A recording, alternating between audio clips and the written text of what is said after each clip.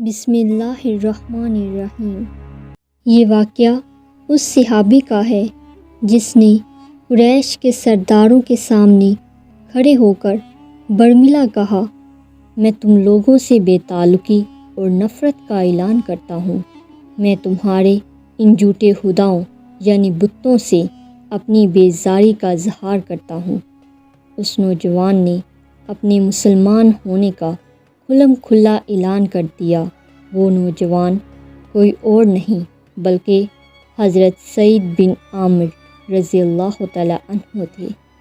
اس کے بعد حضرت سعید بن عامر رضی اللہ تعالیٰ عنہ ہجرت کر کے مدینہ منورہ چلے گئے اور پھر ہمیشہ آپ صلی اللہ علیہ وسلم کے ساتھ رہنے لگے۔ غزوہ خیبر اور اس کے بعد کے تمام غزوات میں آپ صلی اللہ علیہ وسلم کے ساتھ رہے۔ جب رسول اللہ صلی اللہ علیہ وسلم دنیا سے پردہ فرما گئے تو آپ صلی اللہ علیہ وسلم حضرت سعید بن عامر سے بہت خوش تھے۔ حضرت عمر فاروق رضی اللہ تعالیٰ عنہ کے دور خلافت میں حضرت عمر فاروق نے ان سے فرمایا، اے سعید، میں تمہیں حمص شہر کا گورنر بنا رہا ہوں۔ حضرت سعید رضی اللہ تعالیٰ عنہ نے جواباً عرض کیا، عمر، میں آپ کو اللہ کا واسطہ دیتا ہوں، مجھے آزمائش میں نہ ڈالیے۔ ان کا یہ جواب سن کر حضرت عمر رضی اللہ تعالیٰ عنہ نے کچھ ناراضگی کا اظہار کرتے ہوئے فرمایا، اللہ تمہارا بھلا کرے، تم لوگ حکومت کی بڑی ذمہ داریاں مجھ پر ڈال کر خود اس سے دور ہو جانا چاہتے ہو۔ اللہ کی قسم، میں تم کو ہرگز نہیں چھوڑ سکتا۔ پھر حضرت عمر رضی اللہ تعالیٰ عنہ نے حمص کی گورنری ان کے سپرد کرتے ہوئے فرمایا، کیا میں تمہارے لیے تنخواہ مقرر کر دوں؟ حضرت سعید رضی اللہ تعالیٰ عنہ نے کہا، اے امیر المومنین، مجھے اس کی ضرورت نہیں ہے۔ بیت المال سے جو وظیفہ مجھے ملتا ہے وہ میری ضروریات کے لیے زائد ہے۔ یہ کہہ کر وہ حمص کے لیے روانہ ہو گئے۔ اس کے کچھ ہی دنوں بعد اہل حمص کا وفد حضرت عمر رضی اللہ تعالیٰ عنہ کی خدمت میں حاضر ہوا۔ حضرت عمر رضی اللہ تعالیٰ عنہ نے ان سے فرمایا، مجھے اپنے فرقہ اور حاجت مندوں کے نام لکھ کر دے دو تاکہ ان کی ضروریات کو پورا کیا جائے۔ وفد نے خلیفہ کے سامنے فہرست پیش کی۔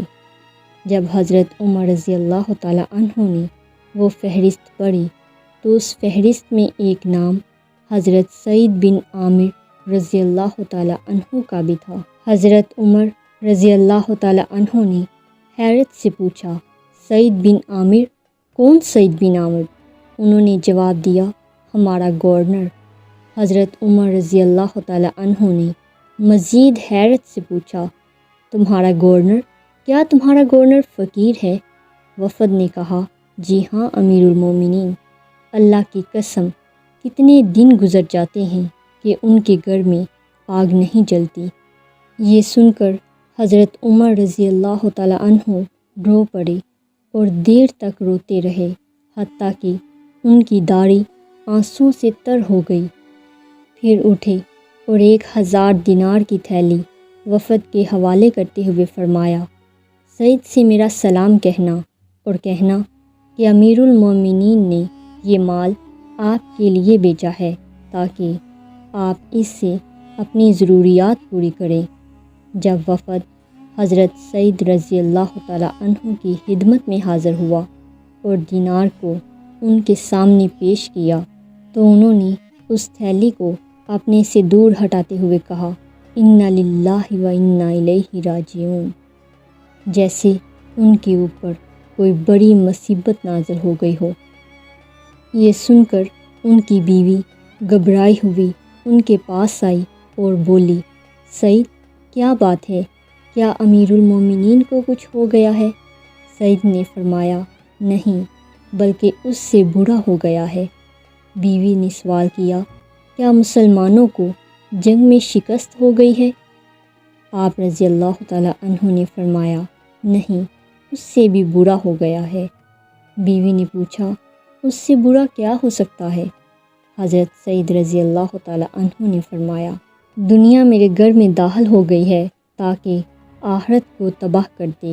مال کا فتنہ میرے گھر کے اندر آ چکا ہے۔ بیوی نے ہمدردانہ مشورہ دیا تو اس سے چھٹکارا حاصل کر لو۔ پھر حضرت سعید رضی اللہ تعالیٰ عنہ نے تمام دیناروں کو بہت سی تھیلیوں میں رکھ کر انہیں غریب اور ضرورت مند لوگوں میں تقسیم کر دیا۔ جب انسان اپنے اوپر کسی کو جواب دہ مان لیتا ہے تو یہی چیز اسے برائی سے روکتی ہے، اور ہم سب کو اللہ پاک کے سامنے جواب دہ ہونا ہے۔ یہ بات دل میں یقین کی حد تک بٹھا لیں تو انشاءاللہ یہی بات ہر برائی سے بچنے کا سبب بنے گی۔